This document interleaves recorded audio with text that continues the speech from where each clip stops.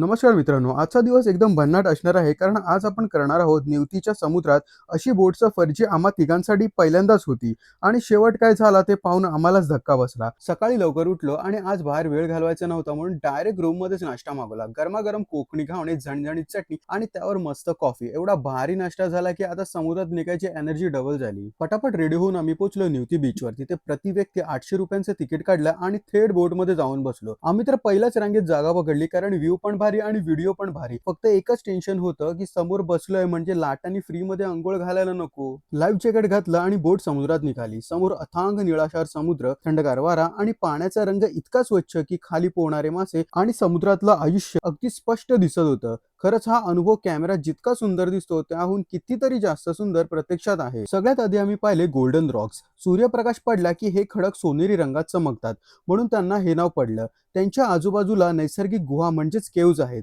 हजारो वर्ष समुद्राच्या लाटांनी या खडकांना घडवलं आहे. निसर्ग इतकी अप्रतिम कलाकृती तयार करू शकतो हे इथे आल्यावरच समजतं. थोडं पुढे गेल्यावर दिसला नवीन लाईट हाऊस आणि त्याच्या समोर जुना लाईट हाऊस. पूर्वी जीपीएस नव्हतं त्यामुळे रात्री समुद्रात जाणाऱ्या जहाजांना सुरक्षित दिशा दाखवण्याचं काम या दीपस्तंभांनी केलं. आज नवीन लाईट हाऊस अजूनही कार्यरत आहे पण जुना दीपस्तंभ हा त्या समुद्री इतिहासाची आठवण करून देतो. यानंतर आम्ही पाहिली प्रसिद्ध म्हातारीची चूल. हा खडक दूरवरून अगदी जुन्या काळच्या मातीच्या चुलीसारखा दिसतो म्हणून स्थानिकांनी त्याला हे नाव दिलं. भरतीच्या वेळी लाटा या खडकांवर आदळतात आणि वर उडणारा पाण्याचा फवारा पाहणं म्हणजे एक वेगळाच अनुभव असतो. आता आम्ही पोहोचलो होतो या सफरीतील सर्वात थरारक स्पॉटवर, ट्विन रॉक पॅसेज. दोन प्रचंड खडकांच्या मधून बोट जाते आणि तो अनुभव भन्नाट असतो. पण दुर्दैवाने गेल्या महिन्यात इथे एक बोट अडकल्यामुळे हा मार्ग तात्पुरता बंद करण्यात आला होता. त्यामुळे आम्हाला हा स्पॉट फक्त लांबूनच पाहायला मिळाला. थोडी निराशा झाली खरी पण पुढच्या वेळी नक्की त्या दोन खडकांच्या मधून जाऊ. मित्रांनो, ही संपूर्ण बोट सफर आमच्यासाठी खूप भन्नाट आणि कायम लक्षात राहणारी ठरली. आणि आता आम्ही निघालो आहोत गोव्याच्या दिशेने. तर गोव्याचा धमाल प्रवास पाहण्यासाठी पुढचा व्लॉग अजिबात मिस करू नका. व्हिडिओ आवडला असेल तर लाईक करा, शेअर करा